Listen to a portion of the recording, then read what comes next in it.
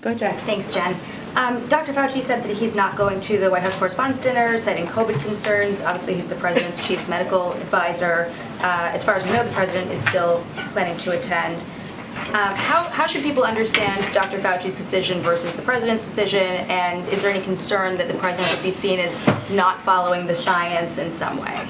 Well, first, I would note and respect everyone's privacy, including Dr. Fauci's, as much as he's very much a public figure. But as you all know, he can speak for himself and his decisions. And every individual will make their own decisions about whether they attend this event, other events, whether they wear a mask at it or not. Obviously, the White House Correspondents Association is requiring same-day testing. That's a decision they have made. The president outlined, as you all know, a 100-page plan in March intended to position us to go back to our more normal routines. But in that requires making risk assessments and decisions about what you're going to do and what you're going to attend and be a part of, as we all do every day. Today, the president felt it was very important to be at and speak at the memorial service for a diplomatic icon, Secretary Madeleine Albright. He made the decision to do that despite the fact that there were hundreds, if not thousands, of people there. He has made the decision he wants to attend in a safe way the White House Correspondents' Dinner to showcase his support for the free press, for the work of all of you, for the work of your colleagues around the world, to not only share accurate information about COVID, but also report on the war in Ukraine and all of the work that happens every single day. That does stand in stark contrast to his predecessor, who not only questioned the legitimacy of the press on a nearly daily basis, but also never attended the dinner, I don't believe. So he felt that was important and made a risk assessment to do that in consultation with his doctors and healthcare team. I would note that we also take additional precautions and steps. I would expect that he may wear a mask when he's not speaking. I'll wear a mask when I'm at the dinner in all likelihood. And we also took steps, including the fact that he's not attending for the eating portion of the dinner, and he'll be there for the program, which includes a number of speakers, the presentation of scholarships, as you know, and of course, his speaking and his roasting, where he will be on the menu, as he likes to say, when Trevor Noah is speaking. So, just like anything, it's a risk assessment and a decision he made on a personal basis. Thank you. And I want to ask a few questions on Title 42, but real quick, I want to take another stab at a question I tried yesterday. You answered the first part of it. We've heard the president say over and over again that he has never spoken to his son about his business dealings. Has he ever spoken to his son's business partners about his son's business dealings? Again, nothing has changed about what I said yesterday. The president does not get involved in the business dealings of his son. Even through his son's business partners? Nothing has changed since what I said yesterday. Okay. I don't believe you answered that part of my question yesterday. He's not involved in his son's business dealings. On Title 42, Mayorkas detailed this six-point plan. Part of it involves sending health care providers from the VA. He was asked about this on the Hill today. He said that it's necessary, that this interagency effort is necessary, but is it appropriate to be taking resources away from the VA to help with a surge at the border?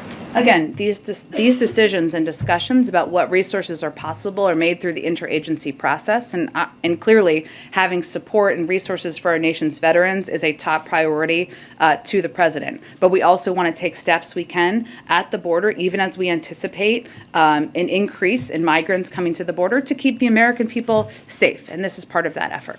Another piece of this plan talked about the law enforcement help. CBP has 23,000 agents working on the southern border right now. We're already seeing 7,000 illegal crossings a day. That is expected to surge to 18,000 when Title 42 is lifted. So how does adding 600 law enforcement officers make a dent in that?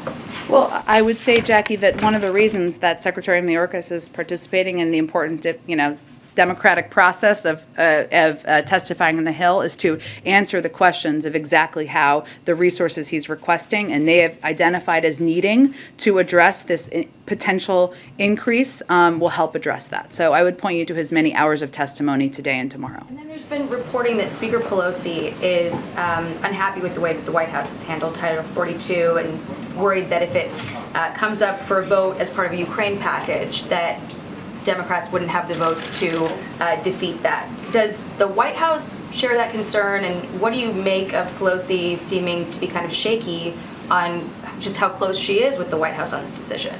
Well, I would say we're incredibly close with Speaker Pelosi, and the president has known her for many, many decades. I don't have more to spell out or explain what her meaning was or what defeat it means or doesn't mean. There are many strong feelings and points of view on Capitol Hill in the House and in the Senate about Title 42. It wasn't a decision made by the White House. It's a decision made to lift it by the CDC. The authority was given to them by Congress. And our effort and our focus is on implementation. And the Secretary of Homeland Security is obviously testifying on that. So I don't have any more to explain about the particular comments, but we obviously work very closely with Speaker Pelosi on a range of issues, including immigration. A number of Democrats are, speaking up about their problems with Title 42. I mean, Mark Kelly was briefed by Mayorkas yesterday. He said that he still has remaining questions about how and when resources are going to hit the ground. These are Democrats saying these things. They're not wanting, Title 42 to replace an immigration effort, but they're saying that there just is not a plan in place to support what's going to happen when Title 42 goes away. Well, what I was trying to note earlier, perhaps not articulately, is that there are a range of members who have strong concerns about it being lifted. Again, not a decision we make, a decision made by health and science experts. And there are many members who feel very strongly about it actually being lifted and that moving forward. This is why Secretary Mayorkas is on the Hill doing, I believe, 4 hearings, answering extensive questions from a range of members, Democratic and Republican. He put out a 6-pillar plan on exactly how he's going to implement it, and that has been a plan that's been in the work for 6 months. So this is part of the democratic process happening, and he's happy to be on the Hill answering their questions. Go ahead, Peter.